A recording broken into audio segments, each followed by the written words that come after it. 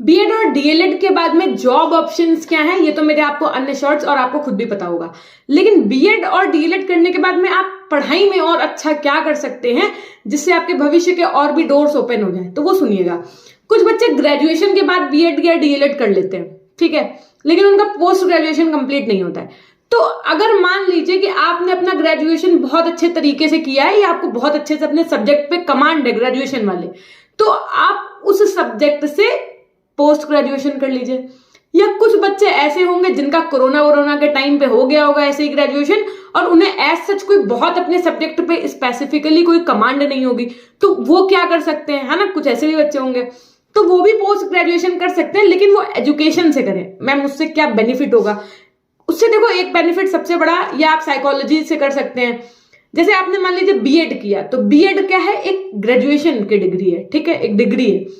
ठीक, डीएलएड में भी आप समझ रहे हैं ना, डिप्लोमा इन एलिमेंट्री एजुकेशन, तो आप क्या कर सकते हैं उसके बाद में एमएड कर सकते हैं, बट एमएड में आपको ज्यादा पैसा लगता है, ठीक है, और कॉलेज जाना पड़ता है और सब कुछ होता है। लेकिन अगर आपको कॉलेज नहीं जाना है, उस तरीके से करना है, तो आप इग्नू या कोई भी ओपन यूनिवर्सिटी से कर सकते हैं।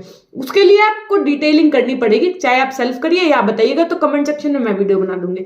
या आप कम पैसे में करना चाहते हैं तो एमए इन एजुकेशन कर सकते हैं।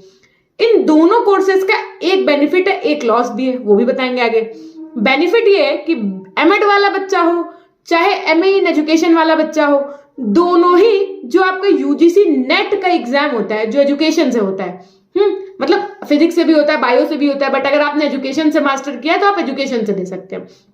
अगर आपने वो क्रैक कर लिया, ठीक है, और अगर आपकी रैंक बहुत अच्छी आ गई तो जेआरएफ हो जाते हैं आप, है ना। अगर आपके जेआरएफ हो गया तो आपको महीने के कुछ 50,000 रुपए तक राशि मिलेगी, जिससे आप अपनी पीएचडी कर सकते हैं। मान लो मैम जेआरएफ नहीं हुआ तब, तो अगर आपने मान लीजिए यूजीसी नेट का एग्जाम असिस्टेंट प्रोफेसर वाले ये क्वालिफाई अगर कर लिया है, तो आप पीएचडी के लिए एलिजिबल हो जाते हैं।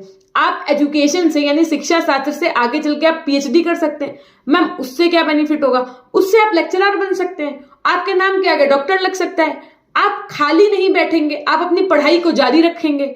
लेकिन कुछ बच्चे ऐसे भी होंगे जो आगे पढ़ाई करने का मन नहीं होगा, तो कोई बात नहीं है, आप अपना जो आपकी ये वैकेंसीज आ रही है, जैसे अभी DSSB है, KVS है, या अन्य जो भी टीचिंग वैकेंसी आती है, आप उसके लिए ट्राई करिए। लेकिन कुछ बच्चे के दिमाग में ऐसा होता है ना कि मुझे पढ़ाई नहीं छोड़नी, मुझे पढ़ाई अपनी कंटिन्यू रखनी है, तो ये उनके लिए था। अब एक लॉस क्या है एमए इन एजुकेशन और एमएड का? एक लॉस ये है कि अगर आप प्राइवेट कॉलेजेस में पढ़ाने जाएंगे तो वहां पर जो एमएड करे हुए बच्चे हैं उनको ज्यादा प्रायोरिटी दी जाएगी in comparison to MA in education वाले स्टूडेंट्स को।